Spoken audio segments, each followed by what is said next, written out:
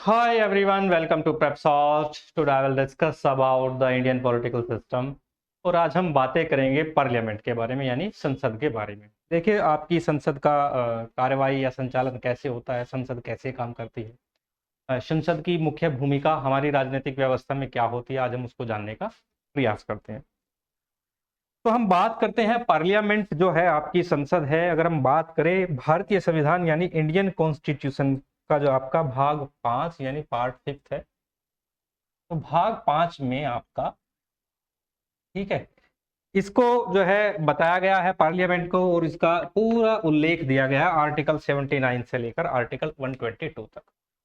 यानी हम बात करें आपका अनुच्छेद 79 यानी आर्टिकल 79 से स्टार्ट होता है और आपका आर्टिकल 122 तक इसका जो है उल्लेख किया गया। ठीक है, तो जो पार्लियामेंट है आर्टिकल 79 से लेकर आर्टिकल 122 यानी 122 तक जो है आपका पार्लियामेंट के बारे में बताया गया। पार्लियामेंट की फॉर्मेशन क्या होती है, पार्लियामेंट की स्ट्रक्चर क्या होती है, उसको हम यहाँ पे जानने का प्रयास करते हैं। देखिए जो आपका पार्लियामेंट होता है यानी जो संसद है आपकी, इसको हम ऐसे देखते हैं, माने कि ये है आपका पार्लियामेंट, माने कि संसद। तो संसद का जो डिवीजन है उसमें जो है ना इसके 3 पार्ट यानी 3 अंग हम मानते हैं। पहला जो है आपका वो है प्रेसिडेंट यानी president of India. President of India is the head of the state of Indian state, यानी भारत का जो है राष्ट्राध्यक्ष माना जाता है, राष्ट्र का हेड माना जाता है प्रेसिडेंट को, वो भी क्या है आपका पार्लियामेंट का अंग माना जाता है। तो first is president, president of India. ठीक है, तो ये जो है शीर्ष अंग है हमारी संसद का। और उसके बाद जो आता है सेकंड नंबर पे आता है आपका मिनिस्टर ऑफ काउंसिल, जो आपकी काउंसिल ऑफ स्टेट जिसको कहते हैं हम, यानी राज्यसभा। तो दूसरा क्या आता है आपका council of state, council of state जिसको दूसरे शब्दों में हम क्या बोलते हैं, राज्यसभा। ठीक है, इसको बोलते हैं हम राज्यसभा। तो ये सेकंड शीर्ष अंग है आपका पार्लियामेंट का। ठीक है, इसके बाद जो सबसे छोटा अंग है, सबसे पहला जो अंग माना जाता है वो है आपका लोकसभा यानी लोअर हाउस जो होता है आपका। ये वाला क्या है, ये राज्यसभा आपका अपर हाउस है, मैंने कई बार आपको बताया है। उच्च सदन इसको बोला जाता है, अपर हाउस माने की उच्च सदन। ठीक है, तो ये आपको ध्यान रखना है। और इसके बाद जो निम्न सदन यानी लोअर हाउस होता है आपका, वो होता है आपका लोकसभा, हाउस ऑफ पीपल्स बोलते हैं। क्या बोलते हैं, हाउस ऑफ पीपल।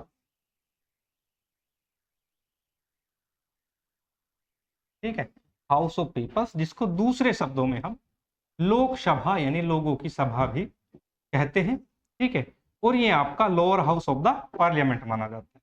क्या माना जाता है, lower house of the parliament, माने कि आपका इसको हम क्या कहते हैं, निम्न सदन।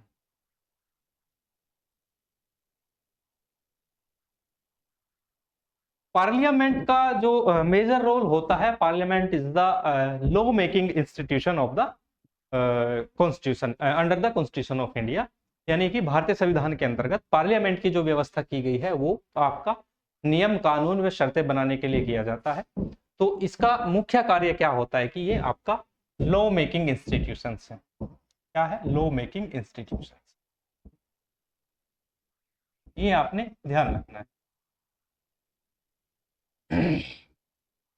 Law making institution.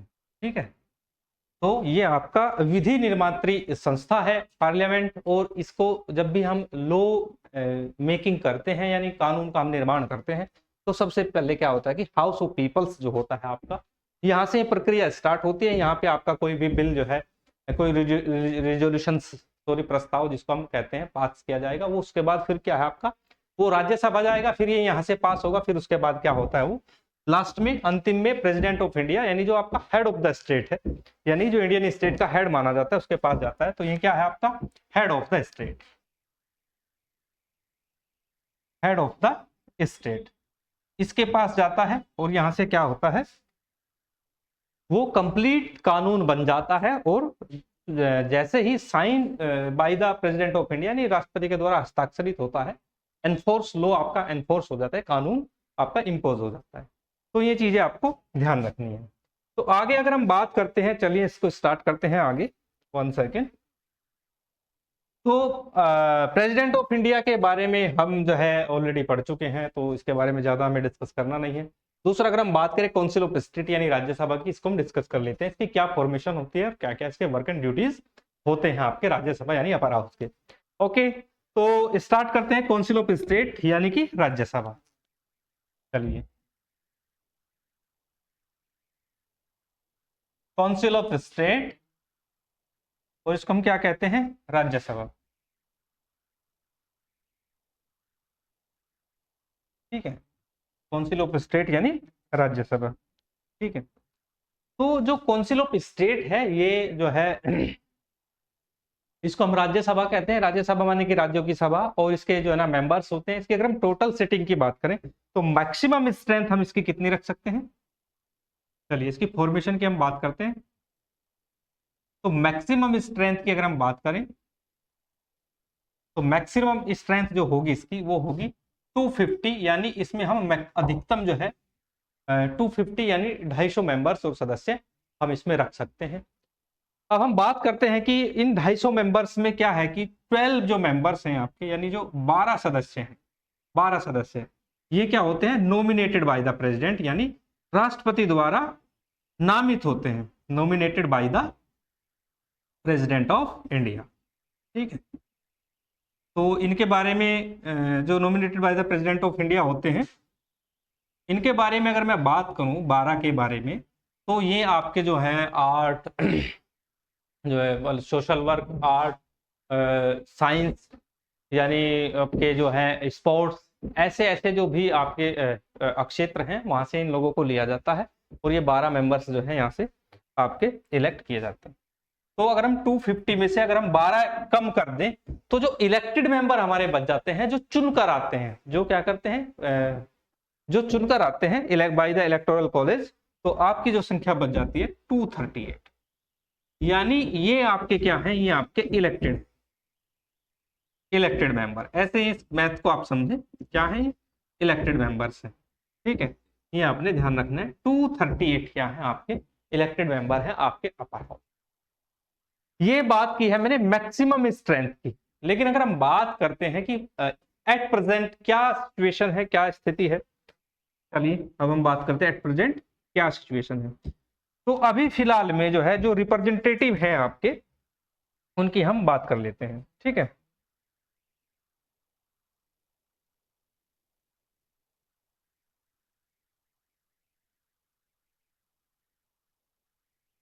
जो टोटल रिप्रेजेंटेशन हमने दिया है वो दिया है हमने कितना, 245, यानी मैक्सिमम हमने क्या है, मैक्सिमम हमारा कितना था 250, लेकिन अभी वर्तमान में हमारा 245 जो है रिप्रेजेंटेशन है। और ये जो 245 है, इनमें से हम क्या है 12 कम कर देते हैं, कौन से, जो आपके नॉमिनेटेड है।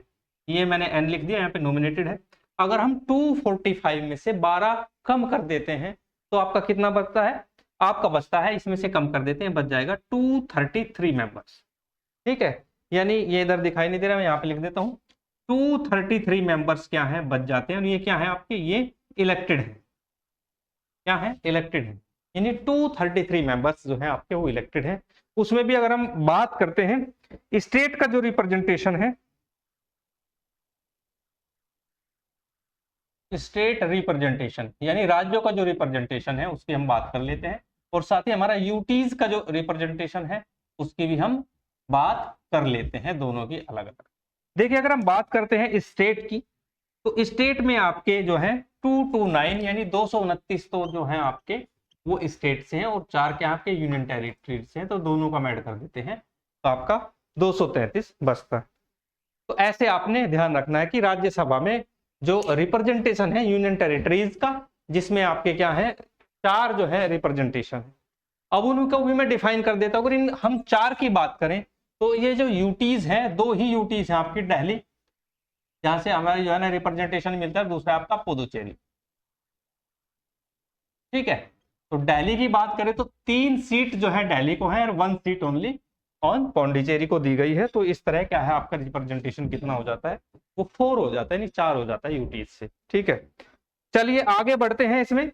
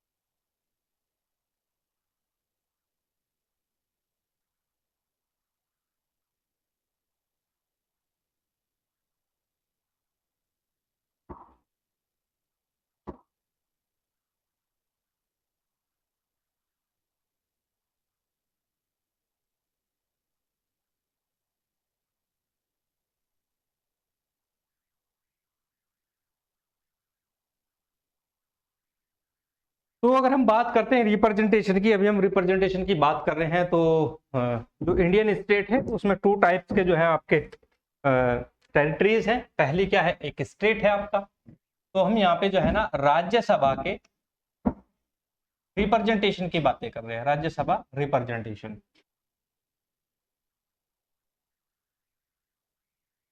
ठीक है, तो हम बात करते हैं फर्स्ट में आता है आपका स्टेट। ठीक है, एक होता है आपका स्टेट और दूसरा होता है आपका यूनियन टेरिटरी, जिसको हम यूटीज बोलते हैं। ठीक है, तो हम यहाँ पे अगर हम बात करते हैं मैक्सिमम नंबर जो है स्टेट का, वो आपका मैंने बताया था कि 233 है, लेकिन सॉरी, हाँ 238 है। 12 अगर हम 250 में से कम कर देते हैं तो फिर उसमें यूटीज और स्टेट को हम डिफाइन करते हैं अलग अलग से कितना है। तो अभी हमें यहाँ से हमने बताया आपको 229 का जो रिप्रेजेंटेशन है वो आपका कहाँ से है, वो स्टेट से है। इस तरह यूटीज का कितना है आपके पास, 4 है। अगर हम यूटीज की बात कर लेते हैं, यूटीज में मैंने बताया आपको। ठीक है, चलिए यूटीज की बात करते हैं। तो यूटीज में दो ही आपकी यूटीज हैं, पहला है दिल्ली, दिल्ली यूनियन टेरिटरीज। ठीक है, तो दिल्ली के अंदर आपका जो रिप्रेजेंटेशन है वो 3 सीट का है। यहाँ पे 3 सीट क्या है, दिल्ली को दी गई है। तो दूसरा अगर हम बात करें पुदुचेरी, तो पुदुचेरी से 1 सीट है, तो टोटल मिलाकर कितना हो जाता है, 4। तो ये बातें हुई आपकी यूनियन टेरिटरीज की। अगर हम स्टेट की बात करते हैं, चलिए बात किसकी करते हैं, हम स्टेट की। तो स्टेट में सबसे ज्यादा रिप्रेजेंटेशन जो है वो आपका किसका है, उत्तर प्रदेश का। ठीक है, तो उत्तर प्रदेश के अंदर मैक्सिमम जो है, सबसे अधिक जो है नंबर है, तो उत्तर प्रदेश में जो नंबर है वो है 31। ठीक है, तो 31 जो आपकी राज्यसभा की सीटें हैं वो सबसे ज्यादा कहां से आती है, उत्तर प्रदेश से आती है। अगर बात हम करें इसी तरह अगर हम बात करते हैं तमिलनाडु के अंदर, चलिए, तो तमिलनाडु जो है, तमिलनाडु स्टेट से आपके आते हैं 18।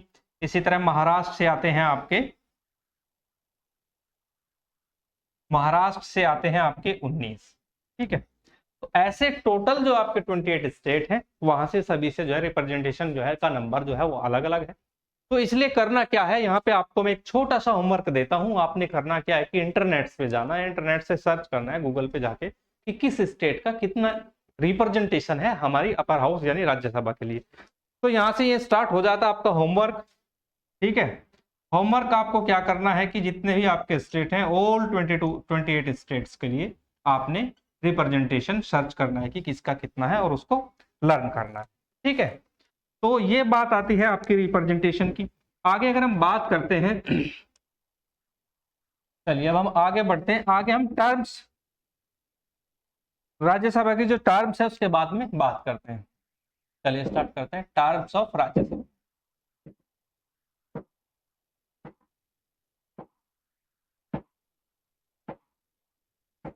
टर्म्स ऑफ राज्यसभा यानी कि राज्यसभा की अवधि।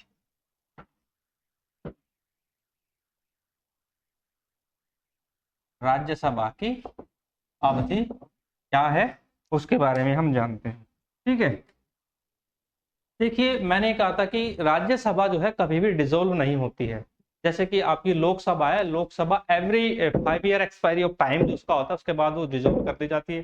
फिर न्यूली जो इलेक्टेड आपकी लोकसभा होती है वो आती है, फिर वो काम करती है, और लोकसभा के पास ही जो है सरकार का गठन करने का अधिकार होता है, गवर्नमेंट को ऑर्गेनाइज करती है, और वो गवर्नमेंट क्या है कि एडमिनिस्ट्रेशन करती है पूरे इंडियन स्टेट के अंदर। लेकिन यहाँ पे क्या बात है कि फर्स्ट टाइम क्या हुआ था कि फर्स्ट टाइम जब एस्टेब्लिश हुई आपकी राज्यसभा, तो फर्स्ट टाइम एस्टेब्लिश्ड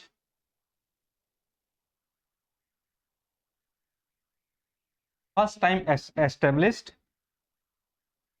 इन 1952। तो 1952 में पहली बार जो है राज्यसभा का गठन किया गया था, और उसके बाद ये निरंतर चलने वाली संस्था है।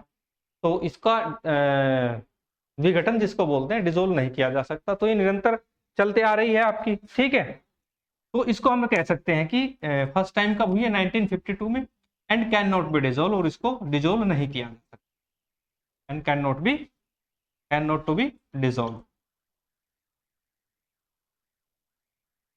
तो अगर ये डिसोल्व नहीं होती है तो ऐसा तो नहीं है कि जो एक बार मेंबर बन जाता है वो मेंबर ही रहता है। इसके मेंबर का जो है टाइम पीरियड होता है, इसका जो मेंबर होता है राज्यसभा का उसका टाइम पीरियड होता है। तो कितना टाइम पीरियड होता है उसके बारे में हम बात करते हैं। मेंबर्स ऑफ राज्यसभा जो होते हैं इनका टाइम होता है, कितना होता है, 6 ईयर। तो 6 ईयर एक मेंबर ऑफ अपर हाउस जो होता है उसका जो टाइम पीरियड होता है वो 6 वर्ष का होता है, और 6 वर्ष के बाद वो स्वतः ही रिटायर कर जाता है। जब वो रिटायर होता है उसकी जगह एक नया कैंडिडेट चुनकर आता है, जो फिर अगले 6 वर्ष तक के लिए मेंबर रहता है राज्यसभा का। तो ऐसे ही हमने इसके कॉम्बिनेशन बनाया है। होता क्या है कि इसके 1/3 जो मेंबर हैं, यानी 1/3 जो मेंबर्स हैं, वो हर दूसरे वर्ष रिटायर कर जाते हैं। ठीक है, कब कर जाते हैं, हर दूसरे वर्ष। तो retired every second year, every second year, यानी हर दूसरे वर्ष जो है ये रिटायर कर जाते हैं। तो 1/3 मेंबर्स हर दूसरे वर्ष रिटायर कर जाते हैं, उनकी जगह फिर 1/3 जो मेंबर्स होते हैं वो लिए जाते हैं। तो ऐसे हर अलग अलग स्टेट से जो है अलग अलग राज्यसभा के मेंबर रिटायर कर जाते हैं। ठीक है, तो ये थी बातें आपकी राज्यसभा की जो टर्म्स है उसके बारे में। अब अगर हम बात करते हैं नेक्स्ट, अब हम मेंबर्स के बारे में बात कर लेते हैं, इनकी क्या क्वालिफिकेशन होती है, क्या डिस्क्वालिफिकेशन होती है। ठीक है, और ये राज्यसभा के मेंबर का जो इलेक्शन का जो सिस्टम है, यानी चुनाव की जो पद्धति है वो क्या है उसके बारे में हम जानने का प्रयास करते हैं। ठीक है, चलिए स्टार्ट करते हैं।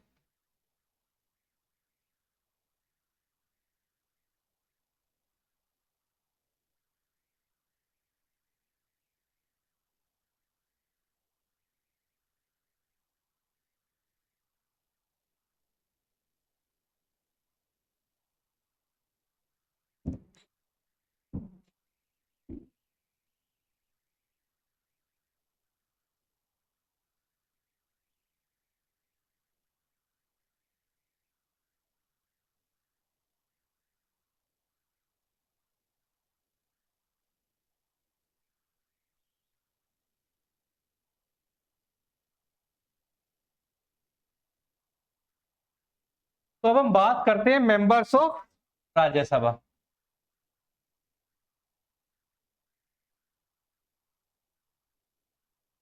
Members of Rajya Sabha. ठीक है, चलिए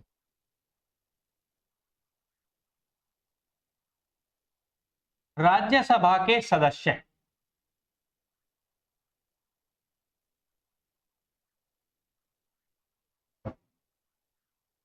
तो राज्यसभा के जो सदस्य होते हैं उनको जो है डायरेक्ट पब्लिक के द्वारा जो है इलेक्ट नहीं किया जाता, does not elected by the direct to the public, यानी जनता के द्वारा सीधे चुनाव नहीं किया जाता। इनको चुनने के लिए क्या होता है कि जो राज्य के जो आपके असेंबली के जो मेंबर्स होते हैं, मेंबर ऑफ लेजिस्लेटिव असेंबली, जो एमएलएज होते हैं, वो इनका चुनाव करते हैं। तो जो राज्यसभा के जो इलेक्शन है, तो elected by the member of legislative assembly, MLA, in the state, यानी जो राज्य हैं उनके अंदर जो है एमएलए इनका चुनाव करते हैं, और चुनाव के लिए जो पद्धति अपनाई जाती है वो एकल संक्रमणीय मत पद्धति, कुछ कुछ उसी टाइप की जैसे कि प्रेसिडेंट का चुनाव होता है, ऐसे ही एमएलए का जो है एमएलए द्वारा इसको चुना जाता है। जैसे अगर हम बात करते हैं उत्तर प्रदेश में माने कि 10 सीटें वैकेंट हो चुकी हैं, जैसे कि 31 सीटें हैं तो नियर अबाउट 1/3 उसमें से रिटायर होंगी एवरी सेकेंड ईयर, तो 10 सीट क्या है रिटायर कर गई हैं। तो total number of member of legislative assemblies है वहां पे 403। तो 403 विधायकों के वोट को शेयर किया जाएगा, और शेयर करने के बाद क्या है कि वो 10 के 10 जो आपके मेंबर्स हैं वो चुन लिए जाते हैं। इससे होता क्या है कि राज्यसभा में जिस दल का जितना शेयर होता है उसके हिसाब से ही राज्यसभा में उनका मेंबर पहुंच जाता है। ठीक है, यहाँ पे first past the post system वाला कोई भी सिस्टम नहीं है, इसलिए इसका जो इलेक्शन का जो मेथड है वो वही है जो होता है एकल संक्रमणीय मत पद्धति वाला होता है। ठीक है, चलिए अगर हम बात करते हैं क्वालिफिकेशन की,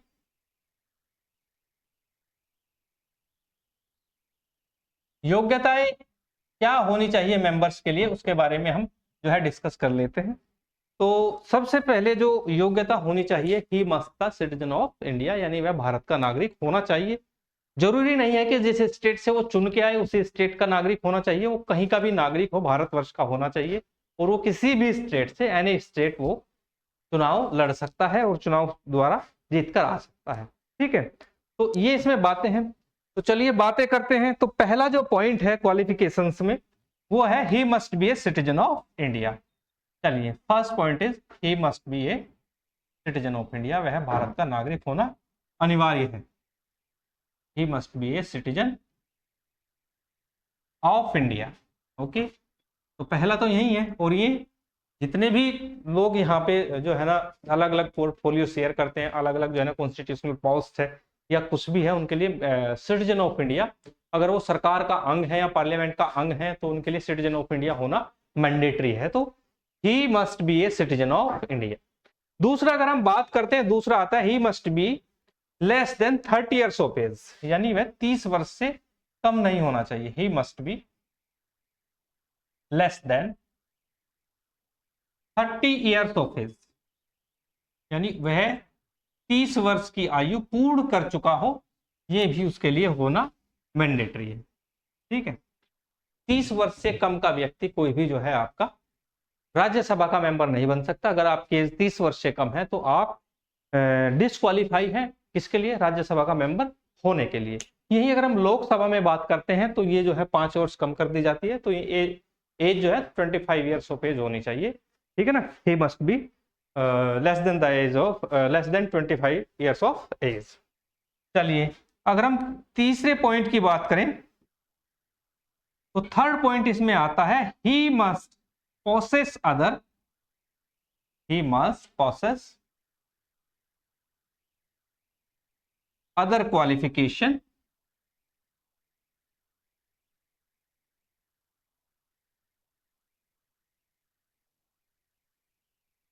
prescribed by पार्लियामेंट। यानी आपकी जो संसद है, संसद द्वारा ऐसी कोई क्वालिफिकेशन निर्धारित की गई हो तो वो भी उसे धारण करनी अनिवार्य है, जिसका नियम जो है संसद द्वारा बना दिया जाता है। अगर संसद ये कह दे कि भाई कोई भी ऐसा व्यक्ति जो कम से कम ग्रेजुएट होना चाहिए, ऐसा कोई रूल बना दे पार्लियामेंट या प्रेस्क्राइब कर दे, तो उसको धारण होना चाहिए, वो ग्रेजुएट होना चाहिए। हालांकि ऐसा नहीं है, लेकिन संसद जब भी चाहे तो नई क्वालिफिकेशन ऐड कर सकती है राज्यसभा का मेंबर होने के लिए, ये आपने ध्यान रखना है। ठीक है, चलिए नेक्स्ट अगर हम पॉइंट की बात करते हैं, फोर्थ पॉइंट आता है आपका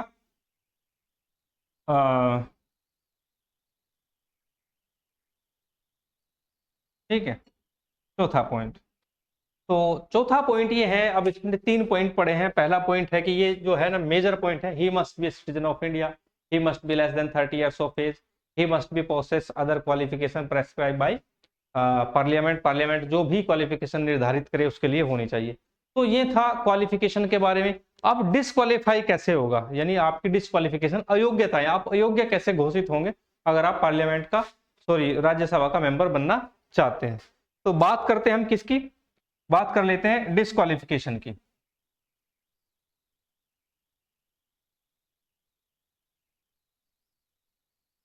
अयोग्यता क्या है। चलिए अयोग्यता की बात कर लेते हैं, किसकी, राज्यसभा के मेंबर्स की अयोग्यता की। ठीक है, माने कि अगर कोई भी व्यक्ति राज्यसभा का मेंबर है और उसके बावजूद भी वो किसी लाभ के पद को धारण किए हुए, ठीक है ना, ऑफिस ऑफ प्रॉफिट जो होता है, ऑफिस ऑफ प्रॉफिट अगर उसने शेयर किया है तो वो डिस्क्वालीफाई माना जाएगा, किसके लिए, राज्यसभा का मेंबर होने के लिए। तो पहला पॉइंट है he should not hold any office of profit. तो पहला पॉइंट है ही शुड नॉट होल्ड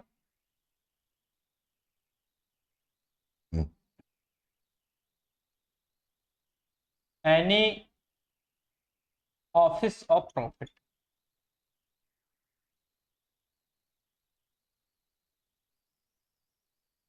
तो वो क्या है कि उसको किसी भी ऑफिस ऑफ प्रॉफिट को शेयर नहीं करना है, ये पहला पॉइंट है। ठीक है, उसके बावजूद दूसरा क्या है, दूसरा क्या है कि वह मानसिक रूप से बीमार, पागल या दिवालिया ना हो, वो इंसॉल्वेंट ना हो। तो ये भी सारी बातें इसमें देखी जाती हैं।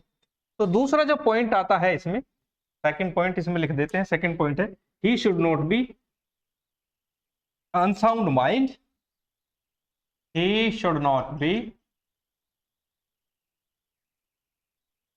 Unsound mind and insolvent. ठीक है, वह पागल या दिवालिया ना हो, ये भी इसकी एक शर्त है। ठीक है, तो इसके लिए वो क्या माना जाएगा, वो डिस्क्वालीफाई माना जाएगा। ठीक है, और इसके बाद क्या है कि राज्यसभा का मेंबर जो है वो on the ground of anti defection law, anti defection law के आधार पर भी जो है डिस्क्वालीफाई माना जाएगा। तो इसकी अगर हम बात कर लेते हैं, डिस्क्वालिफिकेशन ऑफ द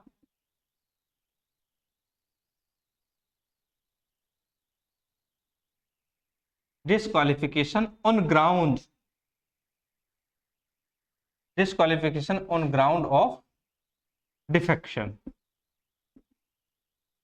तो यहां पे अगर हम बात करते हैं तो इसके पॉइंट जो हैं वो अलग अलग हैं। ठीक है, माने कि वो जो है स्वेच्छा से अपनी जो मेंबरशिप जो है वो त्याग देता है या दे देता है, तो तब भी वो क्या है, डिस्क्वालीफाई माना जाएगा। तो पहला क्या है, he voluntarily gives up, he voluntarily, he voluntarily gives up, he voluntarily gives up the membership of party।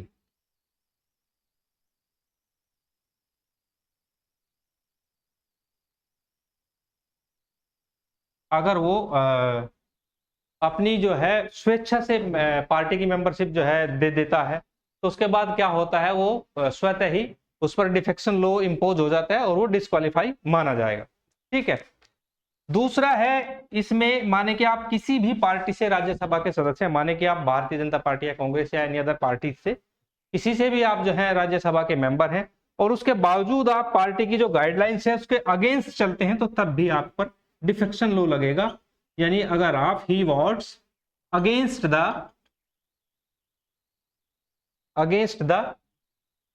Party line, ठीक है, या पार्टी डायरेक्शन कहें या लाइन कहें, ठीक है, कोई भी व्यक्ति पार्टी लाइन से अलग होकर वोट करता है तो वो क्या होता है, वो उस पर एंटी डिफेक्शन लॉ इंपोज हो जाता है और वो राज्यसभा का सदस्य के लिए डिस्क्वालीफाई माना जाएगा। ठीक है, आगे हम बात कर लेते हैं थोड़ा इसमें,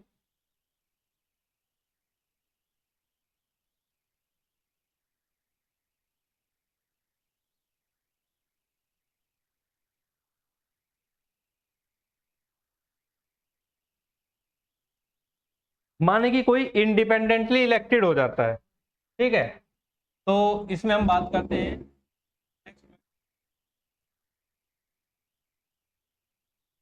थर्ड पॉइंट आता है आपका इंडिपेंडेंट इलेक्टेड।